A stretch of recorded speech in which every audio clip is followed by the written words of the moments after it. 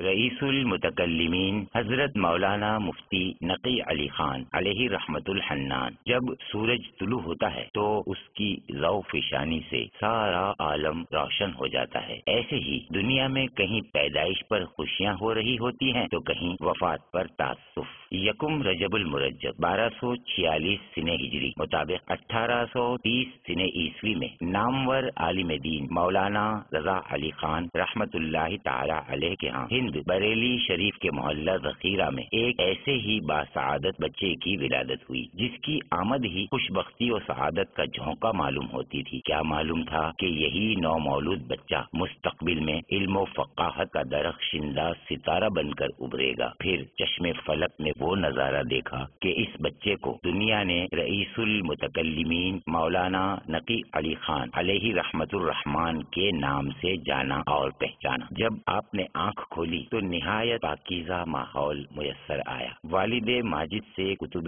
دینیہ پڑھنے کی سعادت حاصل کی۔ علوم عقلیہ اور نقلیہ کی کثیر فروع پر آپ کو عبور حاصل تھا۔ آپ علم و عمل کے بحر ذخار تھے۔ قابل رشک خدمات رئیس المتکلمین مولانا نقی علی خان علیہ رحمت الحنان نے زبان و بیان، درس و تدریس اور تصنیف و تالیف سے جو دینی خدمات سر انجام دی ہیں وہ ایک مسلمہ حقیقت ہے۔ آپ نے تا حیات اشاعت دین اور ناموس رسالت کے لیے جہاد پیہم کیا۔ آپ کثیر التصانیف تھے۔ مختلف علوم و فنون اور موضوعات پر آپ نے گراں قدر کتابیں لکھی۔ امام اہل سنت امام احمد رضا خان علیہ رحمت الرحمان نے آپ کی 25 سے زائد کتب کا تذکرہ کیا ہے۔ نیز آپ ادیب و مقرر اور مصنف ہونے کے ساتھ ساتھ ایک زیرک مدرس بھی تھے۔ آپ کے شاگردوں میں سے امام احمد رضا خان اور مولانا حسن رضا خان رحمت اللہ تعالی علیہما کی شخصیات سب کے سامنے ہیں۔ دار فنا سے دار بقا کا سفر۔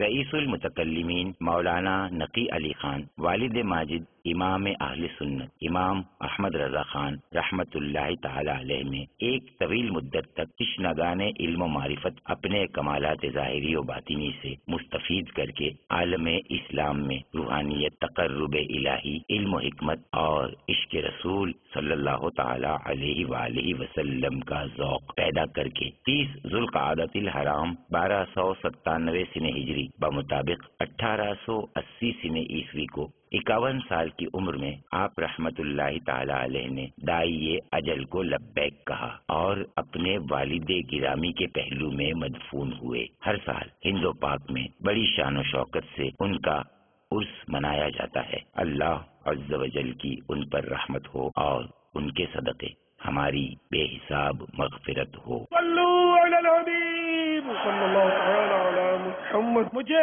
اپنی اور ساری دنیا کے لوگوں کی اصلاح کی کوشش کرنی ہے انشاءاللہ۔